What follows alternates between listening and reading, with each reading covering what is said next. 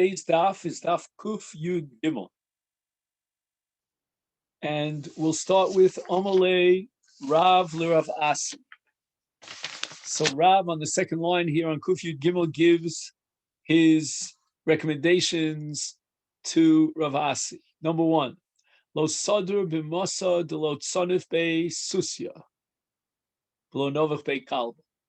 Don't live in a city where you don't hear the noise, the neighs of the horses, nor the nevicha of the dogs. In other words, it's very important that there be uh, horses in the city and dogs, barking dogs. And why is that? Because if the Ganovim come to the city, they think that it's an easy theft if there are no dogs around and no barking dogs and no neighing horses. They'll just go in and go out and steal whatever they can. Nobody will know the difference. But they're afraid of the horses. Al tadur be'ir the reish masa asya. And we've had this in the past on Daf Kuf Yud Beis. Don't live in a city where the mayor of the city is a scholar. He's busy with his own scholarship. He's not going to have time to dedicate to the city. Below tintiv tarte.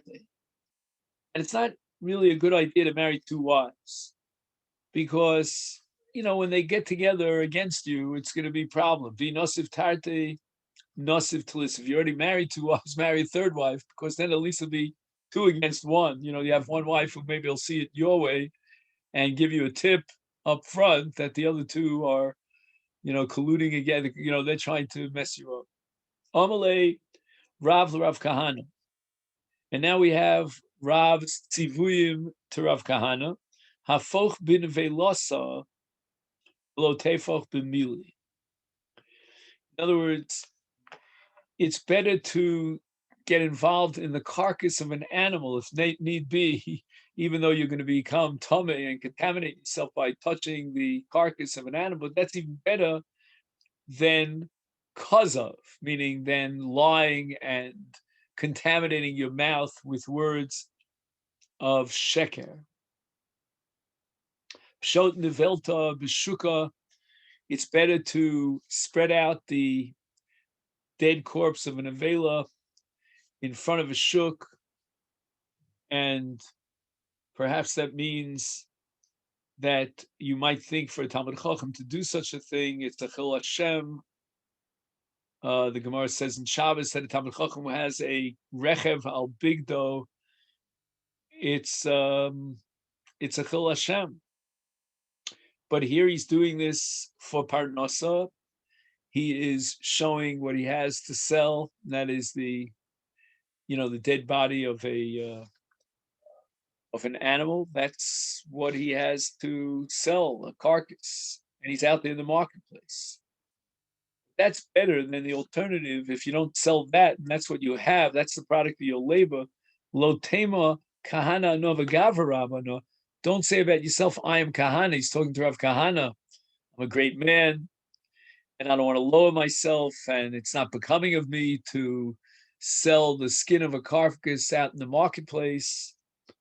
But you know what? Visanya be milsa, and say that things like this are unbecoming of me, because in that sense, you are going to be lacking a parnasa. And if this is the only parnasa that you have available to get funds by selling the skin of a carcass, that's what you have to do even publicly. And that's less of a chil Hashem than going around and collecting funds. The Rambam in Hilchas Talmud Torah dedicates a lot of his time to this, what he calls chil Hashem, when Torah scholars need the funds of others. And the Gava Rabbana, don't say I'm a great man and this is below my dignity. Visanya Be Milsa, and this is repulsive to me. Go out there and make and earn a living, even if it means a malacha bezuya, something which is not, so becoming of a Talmud Chacham, but that's what you have available, and that's the way you have to go. And as I said before, the Rambam prohibits benefiting from Torah by asking the community to support you. Although the Tashbates, who came much later than the Rambam, he writes a tshuva, and he says that if the Talmidim who ask for help are given help from people on their own will, so that the Talmud Chacham can dedicate himself to Chaya Olam Haba, and they'll get a chelik in his reward, then that's okay, that's accepted. But the Rambam was dead set against it.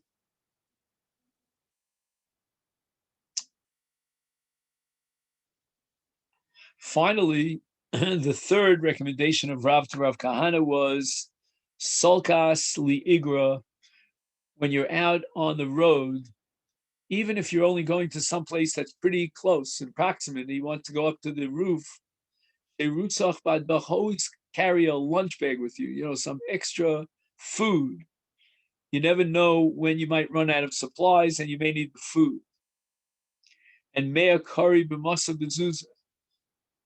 Even if the market price is very low, in other words, you can buy for one zuz, which is a relatively small amount of money. It's a basic currency, and you can buy with it 100 gourds, deluim. That's what the sale price is. Nevertheless, when you go out, to say knafach nirach, you should have under your wings, meaning access, even if it's in your clothing, but keep around some extra food. You never know when you might need Seder L'derech.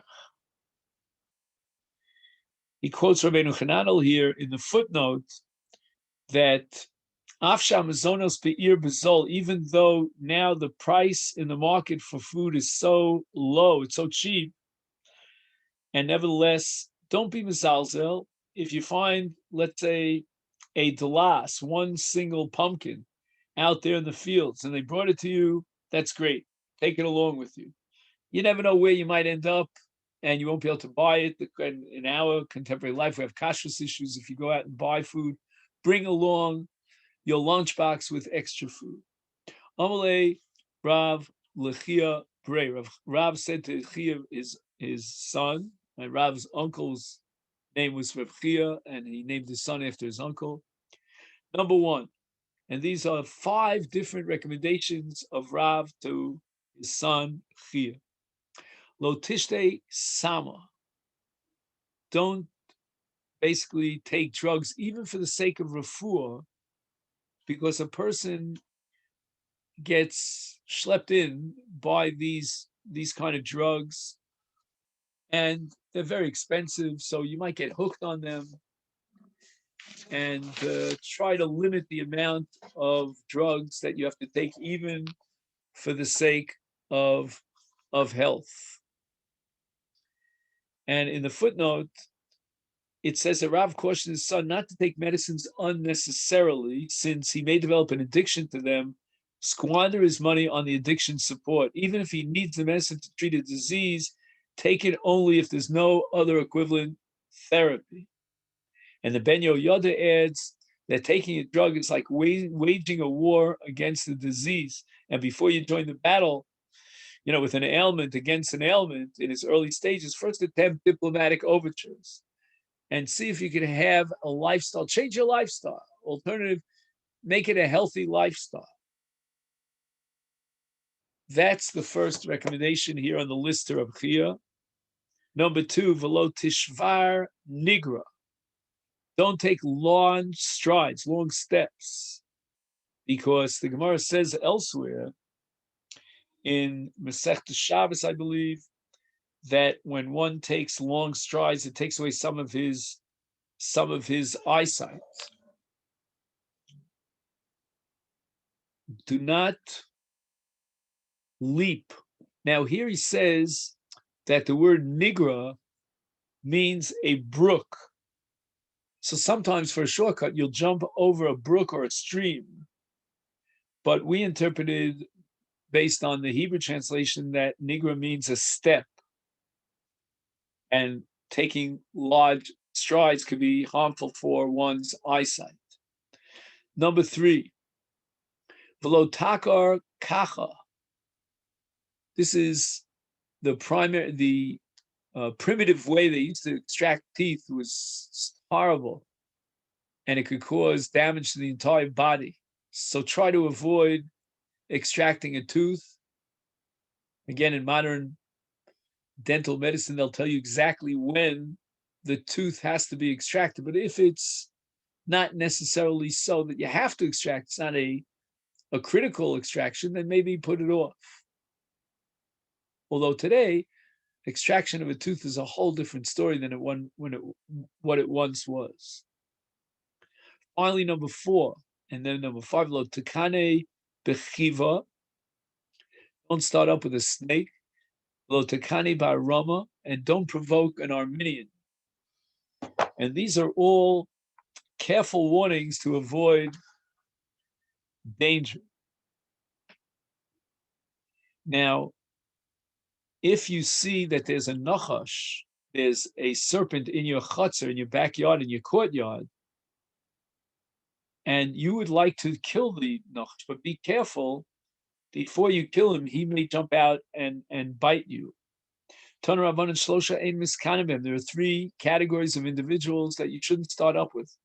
Eluhem, these are them. Nachri Katan, a young non-Jew.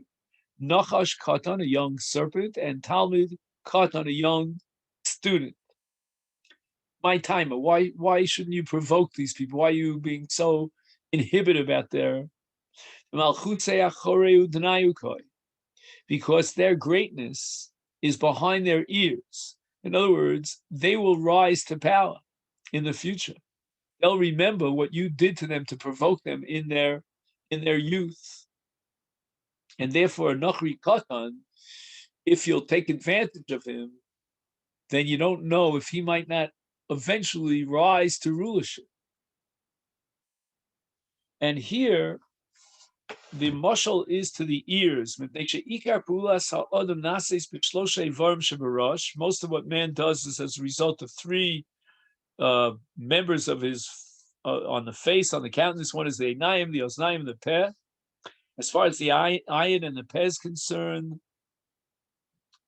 we have what's called glossos shetzarach lefatcham kisherotz l'shtamish b'hem. There are eyelids. You can close your eyes and protect yourself. You can close your lips, but the oznayim don't have glasos. They don't have any coverings. They're always exposed. They're open. And whatever you say, it enters into the ear and into the intellect, and it's held there. Therefore, be careful. Now, what's this Talmud Katan about? A young student. Rashbam sent us to Gemara in Yoma. Called Talmud Chacham, Sheina Nokeim V'Noter Kenachach Eno Talmud Chacham. That a Talmud Chacham is really someone who, when it comes to matters of principle, he takes a very harsh and strong stand. So you don't want to get a young Talmud Chacham provoked, because you never know what's going to happen down the line. And of course, in the case of the snake will grow and be more harmful and dangerous as time goes on. Now, here we want to mention a story that's told in the Medrash in Bereishis Rabbah, Nova Samach Gimel. There was a herder of pigs. He was a Roman. His name was Diclitinus, and he would graze near the academy of Rabbi Yehuda Nasi. And unfortunately, he was a youngster at that time, and some of the young members of the yeshiva went out and they provoked him. Later on, this Slidius became the emperor. He remembered the blows that he received, and he wanted exact revenge against the Jewish people. This is an ongoing story throughout our history.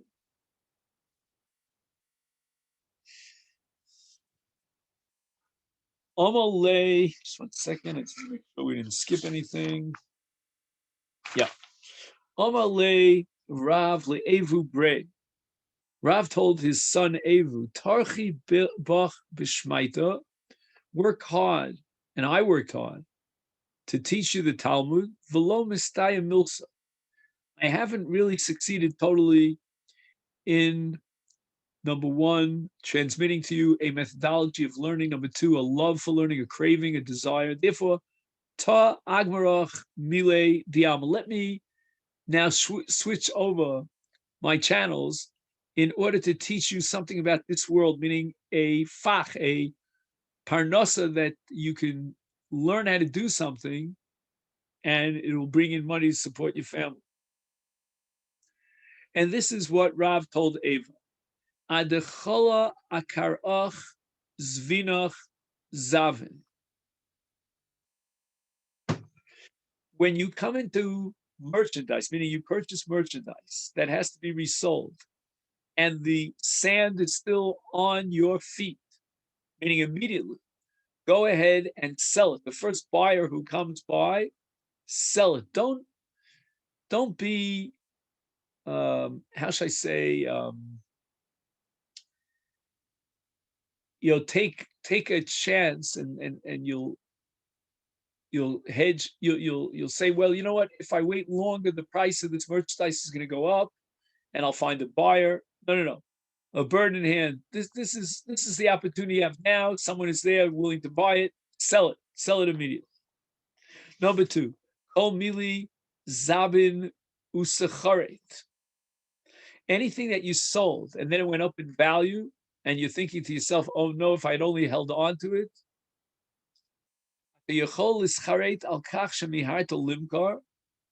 In general, you could regret that you sold it, but with the exception of Michamra Dizamin below Techaret.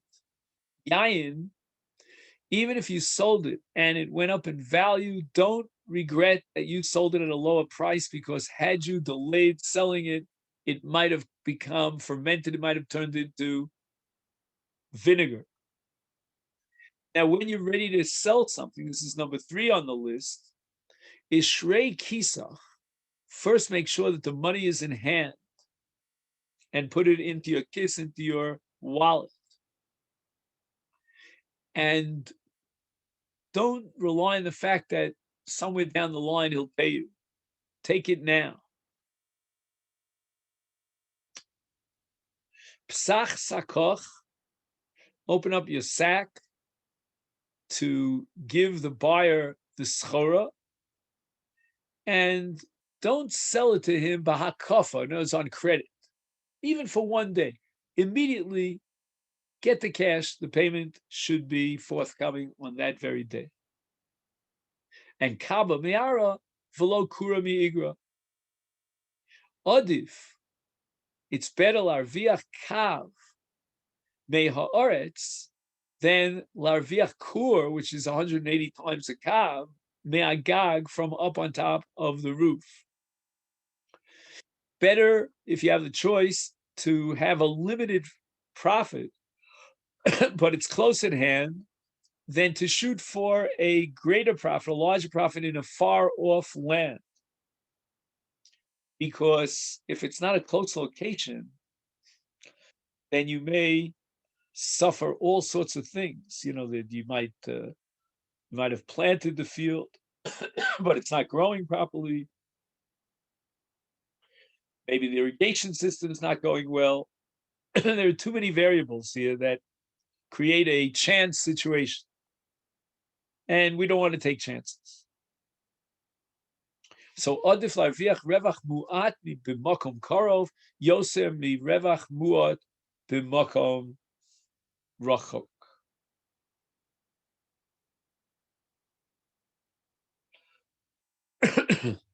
Next, tamra bechaluzach.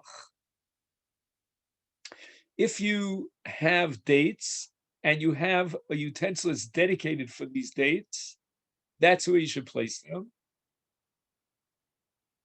Lebase sudna rohit. Please underline the word sudna. We're going to have a whole discussion about sudna. And you should run very quickly to a house. Shel oses schar, lasos mehem schar. For those who are very fortunate and making profits and sales, hurry up, because in Lo Tamar, if you don't hurry up, then they'll sell to someone else,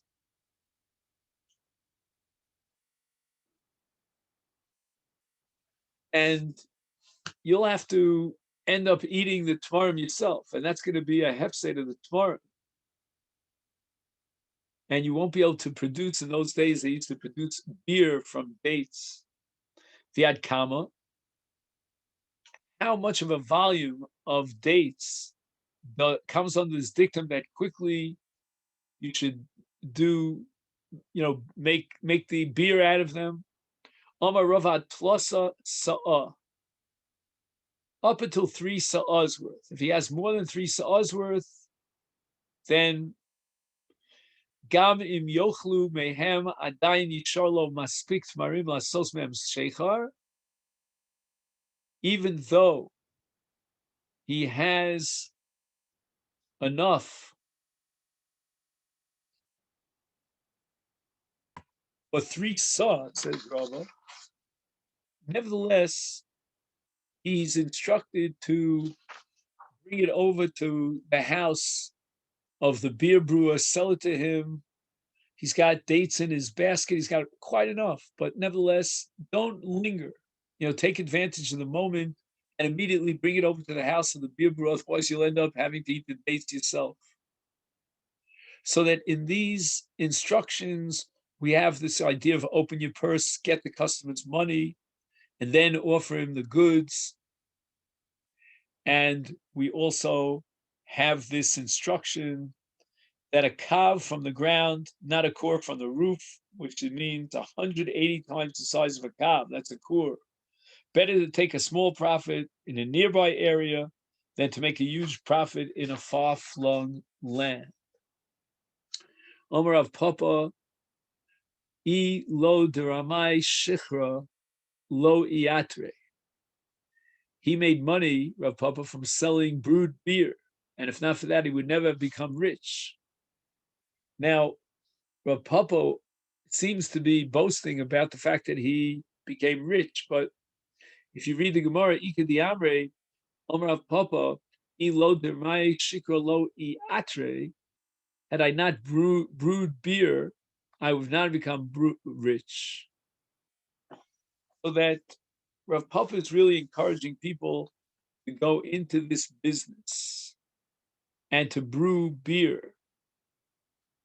And the reason for that is because it's almost an easy way of making money. And you don't have to spend all that much time. The risk factor is low. That's what Rav Chizda is recommending. And again, he says about himself that that's how he was able to make some money. Now the Gemara asks, my sudra. If you take a look at the Gemara that we learned earlier, the Gemara uses the word sidra. What does that word sidra mean? Or sudna, I should say. Why is it that a person who brews beer is called sudna?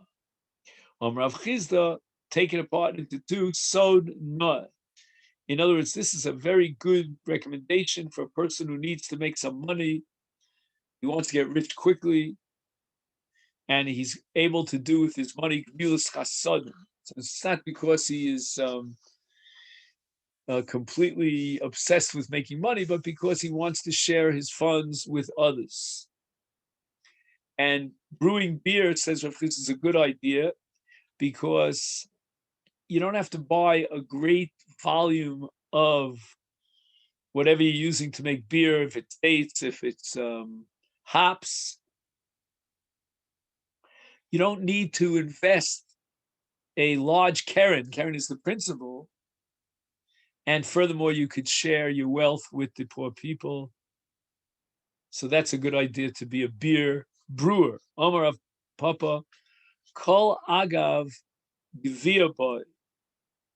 Whenever you're writing a document, like for example, Shtar Milva, then even if it's a hassle to collect it, but let him go collect it. Kol Ashrai, but if the buyer is not coming in with cash, but rather he wants to buy it on credit, ba'akafa, Suffolk Ussi, Suffolk Loas. you really are in a situation of suffering. You don't know if he's going to come and he's going to return the money or not. Udi osi mos rose ninu. Even if he comes to pay the debt, he may actually use rose mos. Like, for example, to be parea a dinar with a dinar. And basically what he's saying is that if you have large sums of money, you accumulate volumes of money, there's always a security issue. Therefore, if they're writing a star milva, then you're going to have to hassle yourself to collect the milva. The better idea would be, right, because again, if it's a halva, then suffik asi, suffik lo asi. We're not sure if he'll bring the most and pay up his debt or he won't. Or even if he brings most, maybe there'll be most rows. Avoid all of that.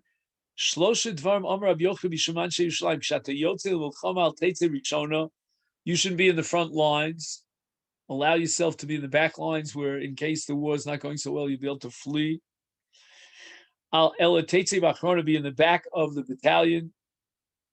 Kidei she tikanes berishona, that you will be the first to enter into your house. And that's true if you have to run away from the battlefield. Asay Shabbat chachol, this we saw, the altitzarech lebrios. Better if your Shabbos is going to be like a weekday, you'll have very meager foods to eat, l'kavod Shabbos. That's better than having to panhandle and collect from the brios from other people in order to facilitate your ability to eat maror, eat matzah. And last but not least, heavy mishtadel in mishat shom and sachekislo. Should have dealings and asakim and business partnerships, etc., with someone who is having good luck. The fortune is blowing in his way. He's making quite a bit of profit on the stock market or by selling his merchandise. That's a good person to do business with. He's making money. Now's a good time. His good muscle is pouring down money on him. Shlosha dvarim Omar Rabbi Yeshua and Levi Mishuman Yushalayim. 3 teachings in the name of the Anshe Yushalayim. Al Tarba B'Gnus. In other words, don't get used to a habit of ragil. Lasos Tvarecha B'Farhesia B'Makom Megula. What he's talking about is doing certain things in public, which is not a good idea. And where do we derive this from? She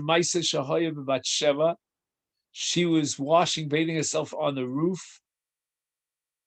And that's a place where the Anshe, in this case Yerushalayim, could possibly see what she's doing. And at the end, she took this bath on the roof. David saw her, and as a result, that caused the death of Uriah, who was a Chiti, who was her husband. That's why David was able to marry her. Number 2, Bitcha Bagra. If your daughter is getting old, she's reached maturity, then Shachrer Avducha V'Seimlo, make sure to marry her off. Don't delay. Even if it means you have an Eved that you have to be Shachrer and he becomes Yisrael Gomer, do so if he would be a good candidate to marry your wife. Don't delay. Marry your daughter. Don't delay. Heavy's trouble is that there are too many bachelors who are delaying, and that's causing a whole mess up of the shidduch market. Anyway, number 3, Heavy Zor Bishtacha Mechasana Rishon. Be careful, be aware of a possibility of a relationship developing between a mother-in-law and a son-in-law, if it's first son-in-law in the family. My time of Chizam Mishum Erva could come to very promiscuous behavior. And Rav Kahana Mishum Mama. It means that you've spent on his behalf your money. Hava ha isnayu. And the Gemara concludes that both of these worries apply. Number one, erva, if your son-in-law moves in with you, your first son-in-law. And number two, mama, shemevazbezes avuras mamoncha. In other words, the mother-in-law will like to spend your money, the other son-in-law, and she does it without any inhibitions. Hadar be'eretz Yisrael. Who is guaranteed a place in the world to come? He who lives in the land of Israel. Number two, Hamagadol banav l'talmud Torah. He raises his children to learn Torah. That's all he does, is teaching him Torah. Magadol banav l'talmud Torah, and that already is a guarantee that he'll have a portion in the world to come. And finally, Amavdil al Yayin Motzai Shabbos. What does that mean? Everybody makes Havdalah Motzai Shabbos on Yayin. Why is this individual guaranteed a place in Olam Haba? Ma'i? And the Gemara answers, Umishayer Mikidusha Liavdalta. In other words, that he makes sure to see to it that there is Yayin left for Havdalah. Therefore, Hamavdil al Hayayin Motzai Shabbosos is Mishayer Mikidusha Leavdalta. If he is reciting Havdalah of a Yayin and Zochelakach Linchol Mabah, reciting Havdalah on Yayin is a special school to get into Olam Haba. And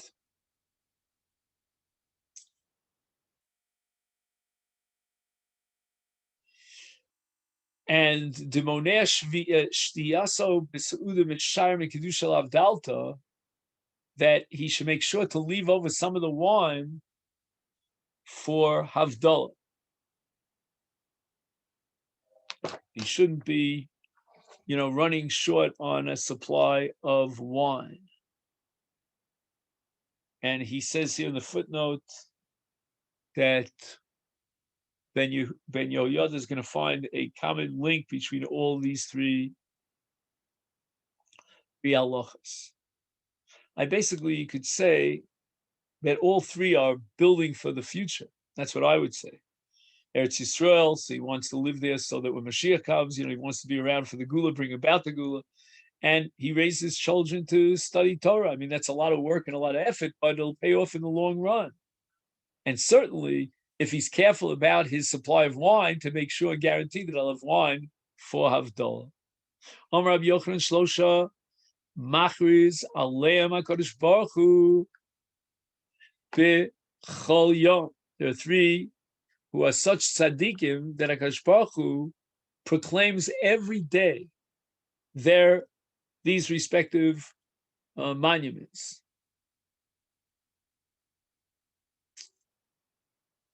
Or more likely, Machris Aleim Kadosh.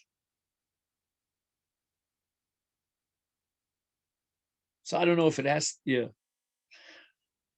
Al Ravak Hadar B'krach V'Eino Chote. Here's a person whose piety is so exceptional. HaKadosh Baruch Hu proclaims that man's piety and recognizes it on a daily basis.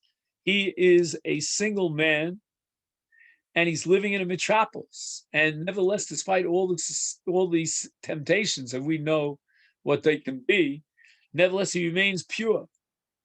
And such a person is in the category of a Baal Tshuva. In other words, he's already achieved his goal of tshuva because he overcomes temptations. Imagine a poor person finds a lost object, very tempting for him to pocket it for himself, but he returns it. A wealthy man who tithes, he takes off whatever the tithe is, and Perosa Bitsina. He says here, even though every person is forbidden to sin and commanded to perform mitzvahs, nevertheless, there are some individuals who are more praiseworthy for doing so than others. Some others whose piety is proclaimed by God as well. But in these cases that we studied, they represent the conquest of the three kinds of desires: for physical gratification, for money, and for honor. And an urban bachelor who resists promiscuity has conquered his urge for physical pleasure. A poor person who returns found money has overcome his desire for material pleasure. And a wealthy man who performs a mitzvah entailing sacrifice, like tithes, and he does so secretly, hidden from observers, he's bested with a principle that is codified by the Anaf Yosef, hidden from observers, he's best inclined to seek honor. So if he does it clandestinely, privately, he's not seeking honor, and that's a special milah. Rav Safra Rava Hadar Bekrach Hava. Rav Safra was a bachelor. He lived in a big city. Now we turn to Daf Kuf Yud Gimel and Beis. Tani Tamakame, the Rav of Safra, teacher of the Brisa, taught a Brisa parallel to Rabbi Yochanan's statement above, in the presence of Rava and Rav Safra. So this Mirz Hashem will continue on Amid Beis here a little bit later on.